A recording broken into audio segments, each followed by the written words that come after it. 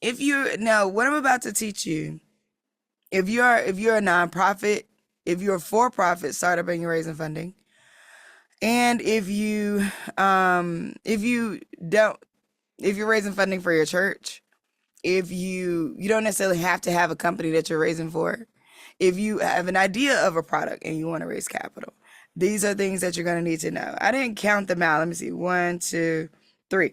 Okay, I'm going to say three things you need to know when raising capital. Now, these three things can apply to whether or not you are a nonprofit, a for-profit, raising money for your church or a cause, or if you're part of a fundraising team. It may not be your sole endeavor, but you're part of a fundraising team. Here are three things you absolutely need to understand and note. And even if you're not raising money, here are three soft skills. Like raising money is a soft skill. So whether you are trying to get a raise at work, whether you are trying to advocate for another position or something that you desire, these three things you're gonna need to know either way. Let's get into it. First thing is that 95% of it is belief. What do you believe? Right? What do you believe to be true about you? What do you believe to be true about the person you're raising funding from or trying to get engaged in an opportunity? What do you believe about your product? This is the first part of in fact, it is the part of what it means to raise. And I'm 5% would be the rest of the things because it's all perspective. But the 95% of whether or not you're successful in raising capital is going to be what you believe. If you have a troubled relationship with money in ways where you're like, oh, I don't want to, ask anybody for money, or I don't want to ask anybody for things. If you have a troubled relationship with asking, that is a belief that you have. If you have trouble with asking for things, I'm gonna give you some ways to in these, number two, number three. I'm gonna give you some ways to rethink it. But first and foremost is if you're thinking about raising, you got to check your beliefs. Some exercises that I would go through to check my belief system, and I'm not talking about like faith. I mean, yes, to faith and believing in a higher power and all that, but I'm just saying that like really that's also attached to your belief because in some ways, you may have been taught to think less of yourself in different ways, or you may have been taught to do what is called, quote, humble yourself. You may have been taught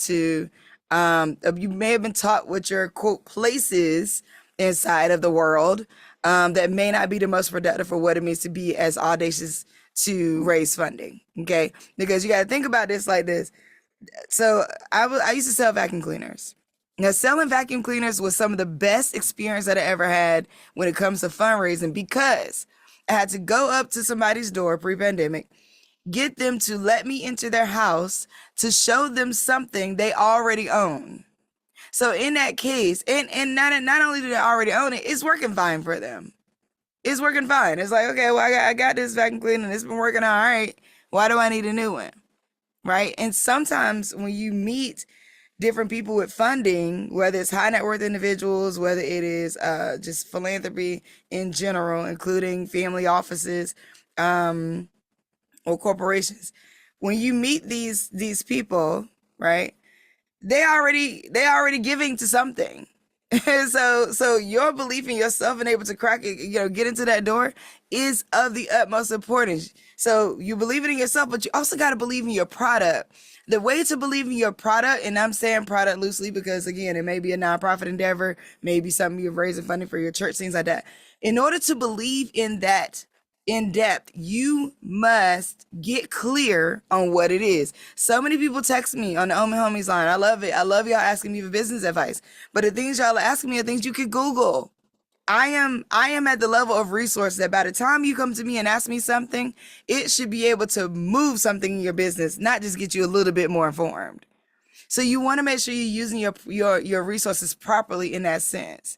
So learn as much as you can, get really clear on what you're doing, get clear on why you're doing it, and be so almost delusional about the product that you're selling. Now, I am not going to I'm going to use these and I don't even know if I should do this.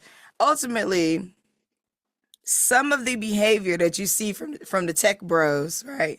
These men who own these tech companies, is that it is also the case that once you push past asking or raising money at a certain level, and you start to develop like a mindset around how to have these conversations, and you get like bullish about a thing or delusional about a thing, you will almost look crazy to anybody that is around you, but you'll be getting what you want at the same time. It's so strange. I honestly, I want to say it's strange. So what you're essentially working through when you're starting out raising capital is just this idea of pushing past whatever these scary feelings are of they might not accept, they may not do it, they may not whatever. So that puts me right to the next thing. The second thing you need to know is that a no does not mean there's anything wrong with you per se. You just got to keep finessing and inching around, learning from every no. Okay. A no means it's not the right time, it's not the right person, it's not the right ask.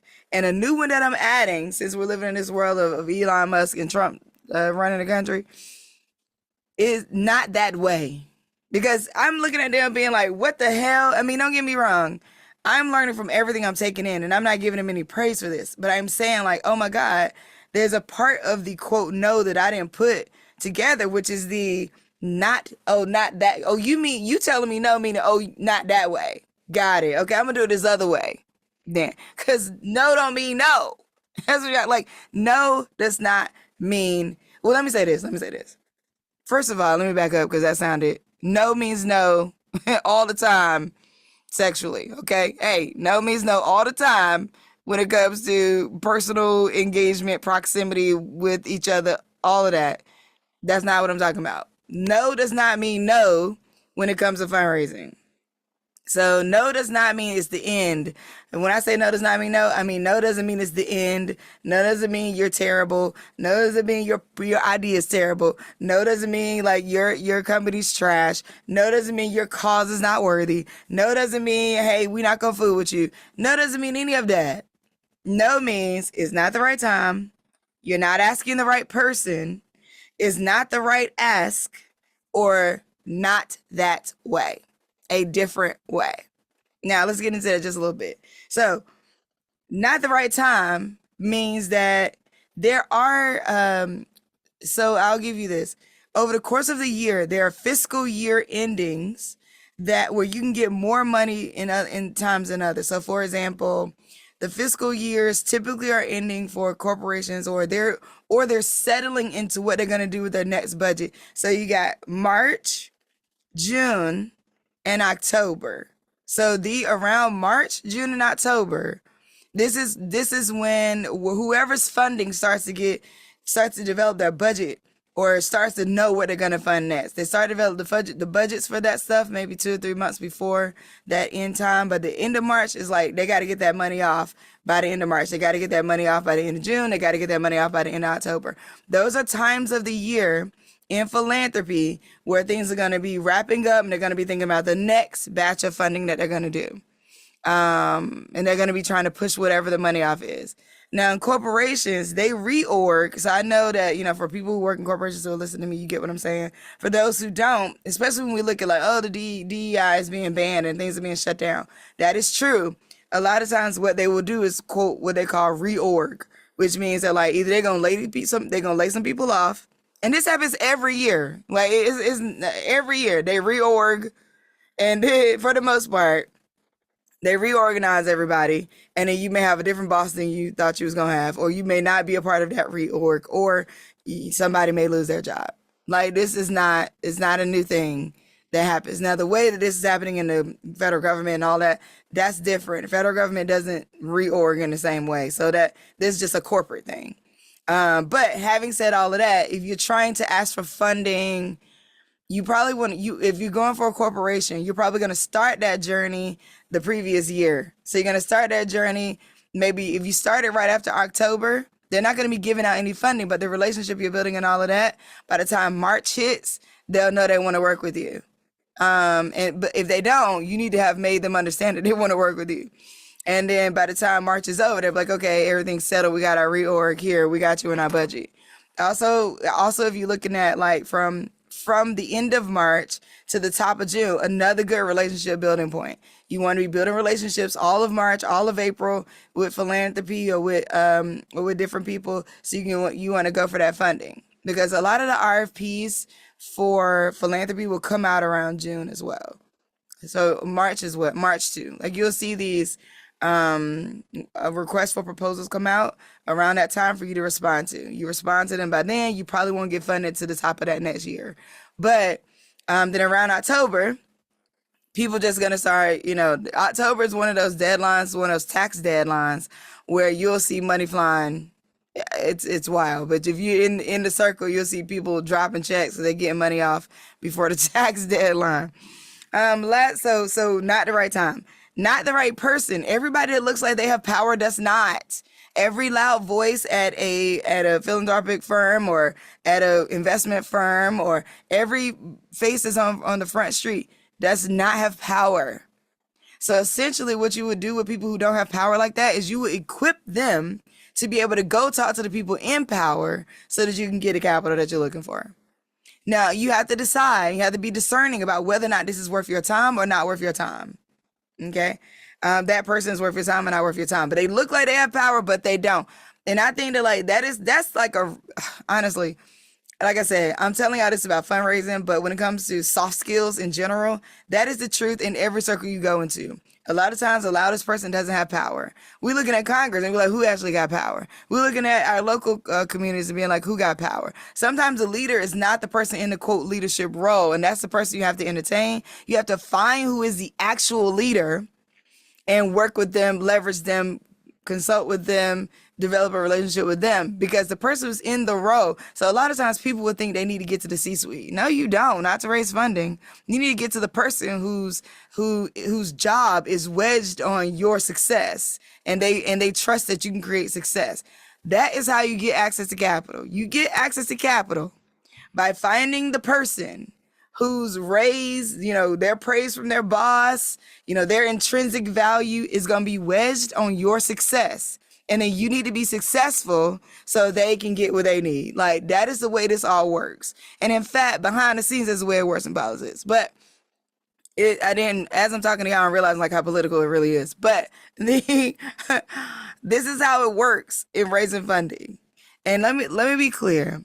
There's a couple things that's happening across the board when it comes to moving in power. Because what I'm explaining to y'all right now is let's talk about moving in power, right? Like, money is a distraction. And I mean, what I say that meaning not that we don't need it. We need it. Like, we need to trade things around and move things around. But a lot of times people are focused on power. And so they're leveraging all these pieces. Now, here's how power works. Pleasing, appeasing, proving, and adapting. Pleasing, appeasing, proving, and adapting. Pleasing, appeasing, proving, and adapting. Everybody with any kind of power in the world is playing this game. Pleasing, appeasing, proving, and adapting. So for those who be like, I ain't about to kiss somebody's ass, guess what? You're not about to raise $1 billion either, because you're going to kiss some ass. And I'm not saying you don't got to want to raise $1 billion, but I'm letting you know that everybody got with money is kissing ass. It's a part of the game. They doing it. They kissing each other ass. They kissing somebody they know ass. That is the way it works. And nobody thinks it's weird, because that's the way it works. Pleasing, appeasing, proving, and adapting. That's how power works. If you're not doing it, you're not even in the game. I'll be honest with you. No tea, no shade. You know what I'm saying? I'm not saying that. I'm not saying you can't sing. I'm just saying that, like, you got to pick what choir you want to sing in, because that's how power works. Last thing, because I got to go to a break in a minute. Last thing is remember opportunity over charity. Now, I get it. As a nonprofit, it may be designated as a public charity. But what you are doing is you are giving people an opportunity. You're not begging for anything. You are never begging. Let me be clear. You are never begging. And if you view asking for money or asking for opportunity as begging, that's the reason why you don't have it. Because that's the wrong way to think about it. This is all about opportunity. And I have to, in any sense of a company, whether you're a nonprofit, for-profit, whether you're trying to get a raise at work, you got to put the opportunity in front of the person for them to be able to engage in it. And if you don't, and this is why you have to brag This is why you have to, and I know people get uncomfortable about that. Remember, I break down bragging to be rowdy about greatness, right? That's how I break it down. Be rowdy about greatness because you are giving people an opportunity to engage in what you have. And remember, I said you get access to capital. I'll throw in you get access to more things when or raises even when your success is the reason why the person who gave you the capital is getting a raise, getting promoted, or getting access to something themselves. It is all communal. None of this is individual. None of it. Even though, you look at these high net worth individuals, they look selfish, whatever. None of it. It's not an individual game. The entire game of power and capital is all communal. You cannot do it without somebody else getting success from it and you getting success from it too. So I know that was a whole lot. I know that was a lot. And I could talk about it all night, to be honest with y'all, because I'm in this game and I'm playing it on a daily basis.